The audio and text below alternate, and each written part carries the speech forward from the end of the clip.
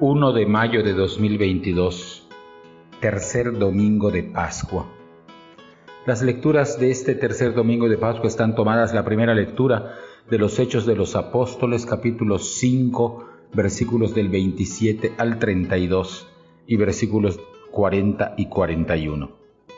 La segunda lectura está tomada del libro del Apocalipsis, capítulo 5, versículos del 11 al 14, y el Evangelio está tomado de Juan, capítulo 21, versículos del 1 al 19. Como hacemos cada domingo, tomamos en nuestras manos nuestra Biblia o nuestro misal. Hacemos una primera lectura lenta, pausada, de los tres textos y pasamos a escuchar los comentarios. La primera lectura está tomada del libro de los Hechos de los Apóstoles, capítulo 5, versículos del 27 al 32 y del 40 al 41. En los inicios de la Iglesia hubo muchos conflictos entre las autoridades judías y los que creían en Jesús, pues la mayoría de los creyentes pertenecían a la comunidad judía. Hoy se nos narra uno de los primeros conflictos. La unidad completa comenzó a leerse desde la semana pasada y abarca Hechos capítulo 5, versículos del 17 al 32, a la que se añade hoy el final de la sección siguiente. La sección siguiente es Hechos 5 del 34 al 42, los últimos tres versículos son introducidos en esta lectura. Son puestos en la cárcel los 12 apóstoles. Lucas transmite la defensa que hacen los apóstoles ante el Sanedrín. Se les prohibió que predicaran la buena noticia de Jesús y que culparan a las autoridades judías de la muerte de Jesús. Pedro no los contradice directamente, sino que repite el criterio por el que proceden los apóstoles. Hay que obedecer más a Dios que a los hombres. Ya Sócrates había recomendado también obedecer primero aquello que es recto ante Dios. Ello indica que los apóstoles seguirán predicando la voluntad de Dios y sus acciones salvíficas, y su mensaje es de perdón de Dios y no de venganza. La obediencia a Dios y sus mandatos es desobediencia al mandato del Tribunal Supremo Judío.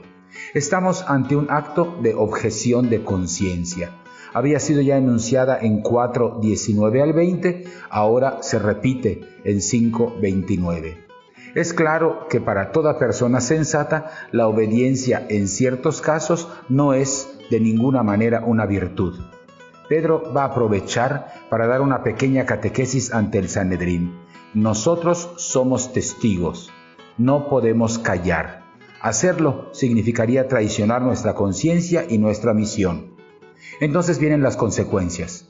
Habrá que sufrir por mantener lo que uno es o aquello en lo que uno cree.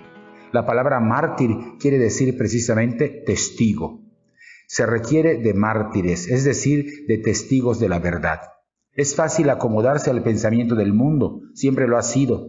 Rebelarse es de pocos y se paga caro. Se suele pagar hasta con la cárcel.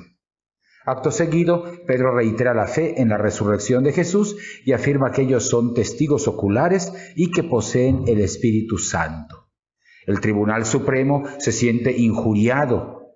Indirectamente los apóstoles les están diciendo que ellos, los integrantes del Sanedrín, se oponen al Espíritu Santo. Y esto es una ofensa porque ellos se consideraban a sí mismos la gente más informada y formada en la fe de Israel. Esta forma de vivir la fe, encontrando la oposición de grupos, de instituciones, de gobiernos, ha sido uno de los distintivos de la comunidad fundada por Jesús. La fidelidad a la fe proclamada por Pedro ante el Sanedrín es la misma que tantos cristianos han tenido y tendrán hasta el final de la historia. Es la presencia de la cruz que conduce a la resurrección. La segunda lectura está tomada del libro del Apocalipsis, capítulo 5, versículos del 11 al 14.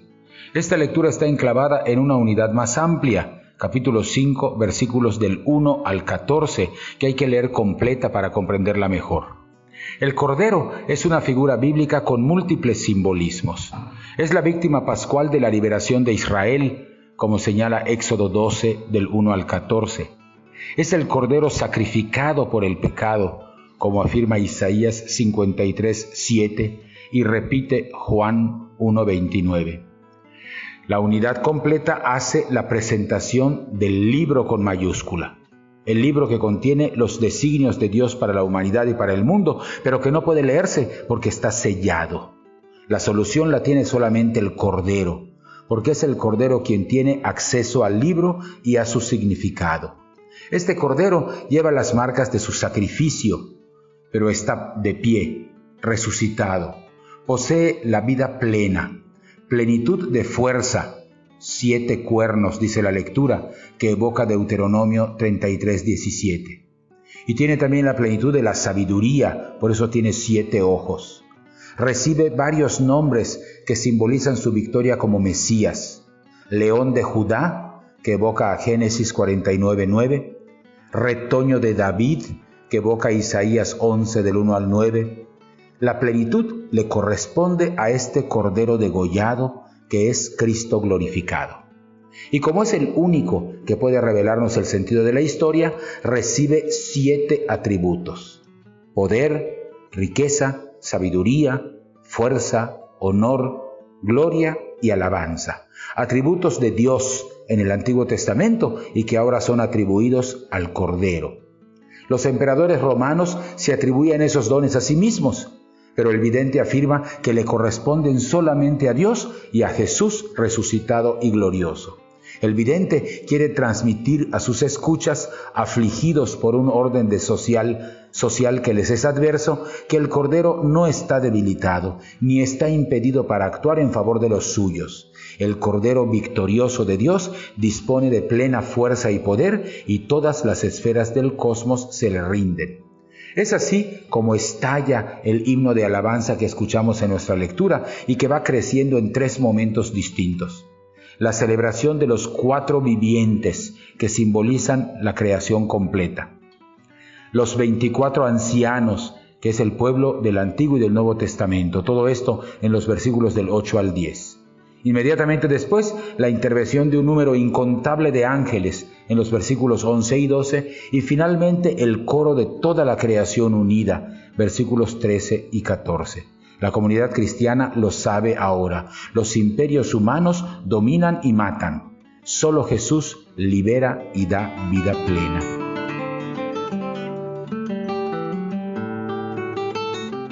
El Evangelio está tomado de Juan capítulo 21, versículos del 1 al 19. Leemos hoy un fragmento del capítulo 21, que es muy probablemente una adición al Evangelio que ya había sido finalizado en una primera redacción, como muestra la conclusión del capítulo 20, versículos 30 al 31 que leímos el domingo de la semana pasada. Por eso al capítulo 21 se le conoce como el epílogo del Evangelio y debió añadirse en la última edición hacia finales del siglo I, cuando el discípulo amado había ya muerto. Este capítulo 21 tiene 3 grandes secciones: la aparición de Jesús y la pesca milagrosa, capítulo 21, versículos del 1 al 14, la rehabilitación de Pedro como pastor después de sus negaciones, capítulo 21, versículos del 15 al 19, y una tercera parte que no leemos en el Evangelio de hoy y que refleja la crisis provocada por la muerte del discípulo amado, capítulo 21, versículos del 20 al 23, que se cierran ya con las palabras conclusivas para todo el Evangelio, capítulo 21, versículos del 24 al 25. La aparición de Jesús junto al lago es paralela a la de Lucas, que había colocado al comienzo del ministerio de Jesús, en Lucas 5, del 1 al 11. Aunque Pedro negó al Señor, su amor por él sigue vivo. Esto se demuestra en su reacción de lanzarse al agua para ir a donde está Jesús. Sin embargo, no es Pedro, sino el discípulo amado quien primero reconoce al Maestro. El número de peces capturados sorprende. Puede significar los 153 pueblos que se creía que existían en el mundo en aquella época. O puede ser también un juego numérico que resulta de la suma de todos los números desde el 1 hasta el 17. Es decir, 1 más 2 más 3 más 4 y así hasta el 17. Hacen 153. En ambos casos, quiere apuntarse a la universalidad y al éxito de la futura misión de los discípulos.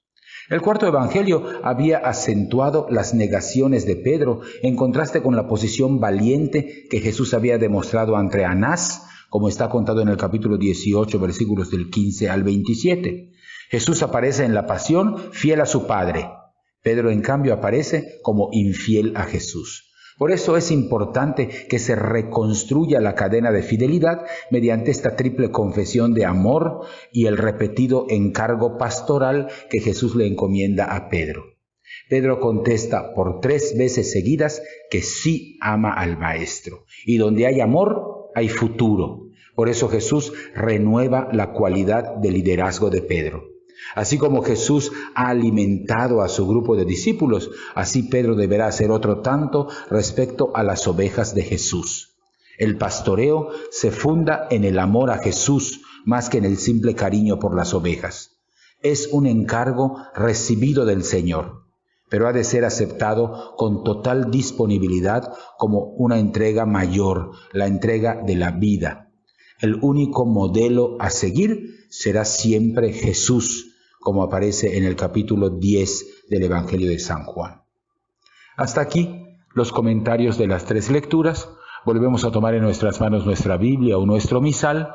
Hacemos una segunda lectura lenta, pausada, atenta, esta vez en oración, y estamos ya listos para participar de la Eucaristía.